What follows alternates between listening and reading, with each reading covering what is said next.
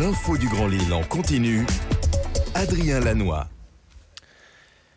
Lundi 12 décembre, bonjour à toutes et à tous, bienvenue sur Grand Lille TV, 7h30 en direct. Bon réveil à toutes et à tous, voici d'abord vos prévisions en météo. En ce début de semaine, la grisaille au rendez-vous dès aujourd'hui et jusqu'à mercredi, au moins avec peut-être quelques averses d'ailleurs annoncées en fin d'après-midi. En soirée, les températures elles sont stables et au-dessus des normales de saison, 8 degrés pour les maximales.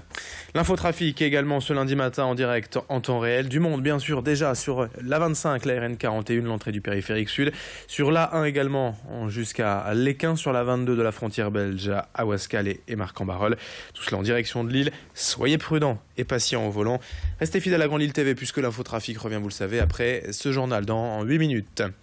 À la une, tout d'abord, cette action de Greenpeace samedi matin à Lille pour sensibiliser au danger du nucléaire aujourd'hui en France. Selon l'association, au moins une centrale sur deux présenterait des anomalies de sécurité sur les réacteurs.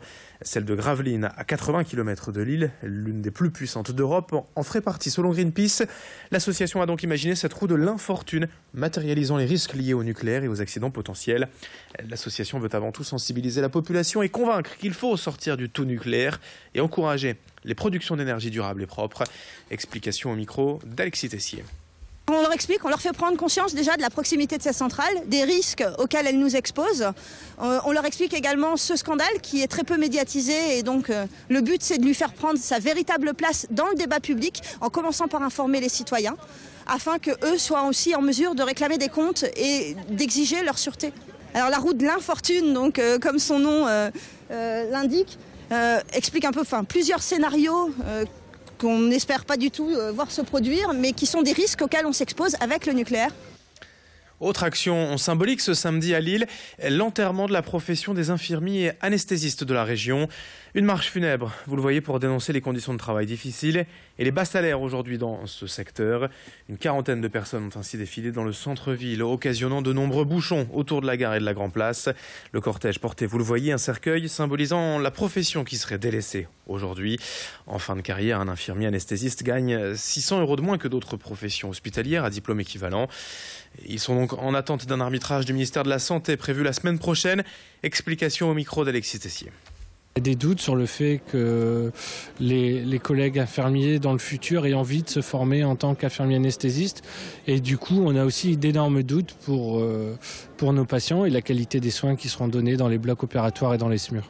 Nous voulons que notre profession redevienne attractive de par ces nouvelles missions qui apportent déjà une première chose, mais aussi de par l'attrait financier avec une juste revalorisation qui permet d'aligner notre profession aux autres profession Master 2 de la fonction publique.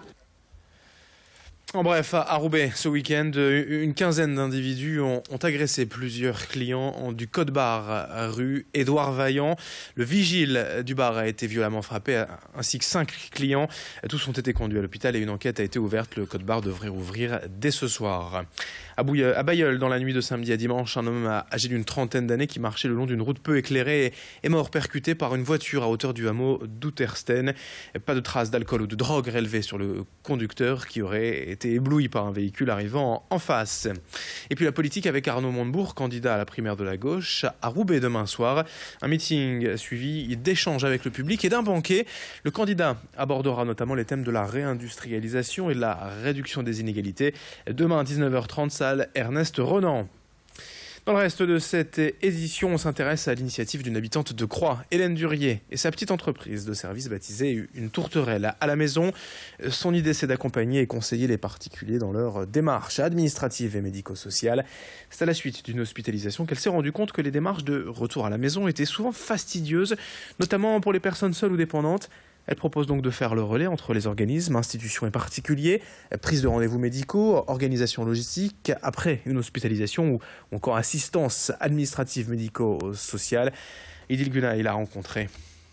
Explication à propos de ces différentes compétences. Ça peut être des démarches donc là purement administratives liées au médico-social, donc l'APA par exemple, l'aide personnalisée d'autonomie. Donc ça c'est fait en collaboration avec les services sociaux le cas échéant, mais ça peut être beaucoup plus large. Demain, vous êtes confronté à un deuil où vous n'êtes pas du tout préparé à la perte d'un proche.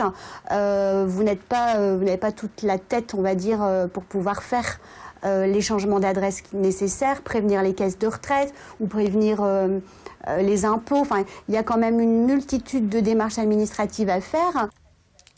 Et dans cette édition également, les belles images de la ville de Lille illuminée. Et ce week-end, 4 bâtiments ont été mis en lumière. Le Palais Riour, l'îlot Comtesse, la porte de Gand et la porte de Roubaix. L'objectif est de mettre en valeur le patrimoine municipal. Plusieurs modes d'allumage sont disponibles. Les modes hiver ou automne, des couleurs chaudes, multicolores. Il y a aussi des séquences de lumière prévues pour des événements comme à Halloween, Noël ou le 14 juillet. Des spots de type LED ont été installés pour réduire le coût énergétique, estimé à environ 200 €, par exemple pour l'îlot Comtesse. La prochaine mise en lumière aura lieu à la Maison Folie de Oisem. Présentation au micro d'Alexis Tessier. L'objectif de ces illuminations, c'est à la fois mettre en valeur le patrimoine historique lillois, public et privé, de façon à créer aussi une attractivité pour notre territoire. Et parallèlement, ce qui est important de rappeler, c'est qu'on est sur des installations qui sont économes. Et donc, on va faire 2 fois plus d'installations, 2 fois plus de mise en lumière pérenne de notre patrimoine, en faisant 2 fois plus ou en divisant par 2 nos consommations d'électricité. Et puis pour terminer ce journal, les résultats sport du week-end en football en Ligue 1, le LOSC a enchaîné samedi une 3e victoire consécutive à domicile en battant Montpellier 3-1. 9 points pris en 3 matchs et voilà les Lillois revenus à la 11e place.